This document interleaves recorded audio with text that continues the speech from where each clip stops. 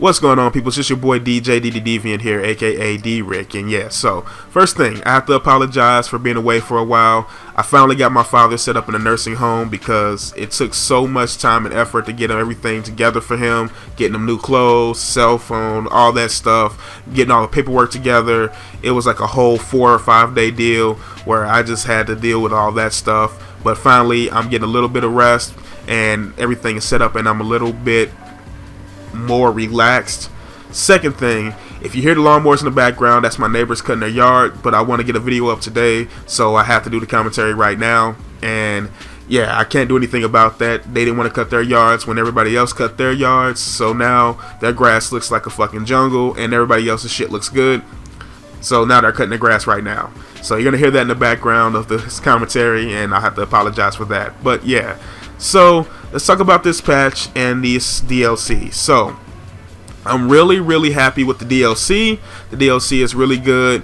It makes the last DLC look like junk because all these maps have classic Call of Duty spawn logic. If somebody has a flag, they have about 3, maybe 4 spawns that they're going to have to spawn at, and you know exactly where they're going to be at on the map. The spawns don't flip as easy as Nuketown or Combine, so you're constantly getting kills and feeds, and you know where everybody's going to be. I really like that. It's really good flow to these maps. It's way better than the last DLC.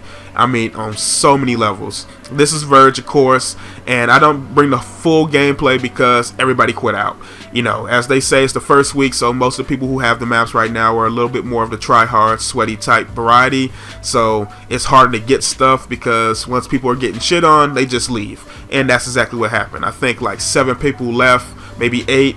So by the end of the game, it was just 2 people left on the other team, and I just couldn't do anything about it. I ended up with like 60 kills, and I probably could have had 80, maybe 90 if people had stayed in the game the full time. I also joined just a tad bit late. It was already about 20 to 15 when I joined, so I had lost that time frame where I couldn't get kills too. So pretty much I could have probably get 100 plus on these maps. I almost guarantee it. I'll bring a couple of those because these maps are just set up so well. Rift, also the same thing, good flow.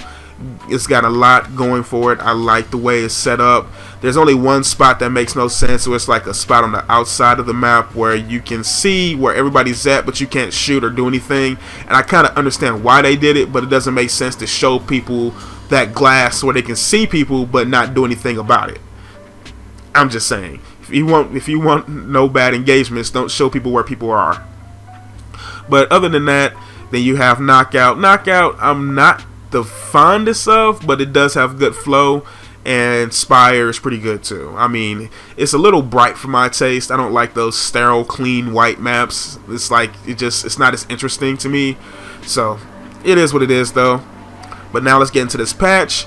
This patch was a mixed bag for me. I like that the VMP is now about normal to what it was before this last nerf they put on it, because the ADS on it was really bad. It was so slow, and I felt like you couldn't win any gun battles, like especially in hardcore, where getting the first shot off is the key to winning any fight in this, you know, in hardcore pretty much. And like the ADS was so slow before, and now it's back up to normal. I don't like the fact that they nerfed the Razorback, but I understand, because if you saw any of the 200 pluses or really good gameplays, people were using the Razorback because the one-shot kill radius was really ridiculous. But I don't feel like it's even now, because now at a distance, even with long barrel or rapid fire, you still need like 3 hit markers, and that's a lot of hit markers for hardcore. That's kind of ridiculous. It's like a bullet sponge.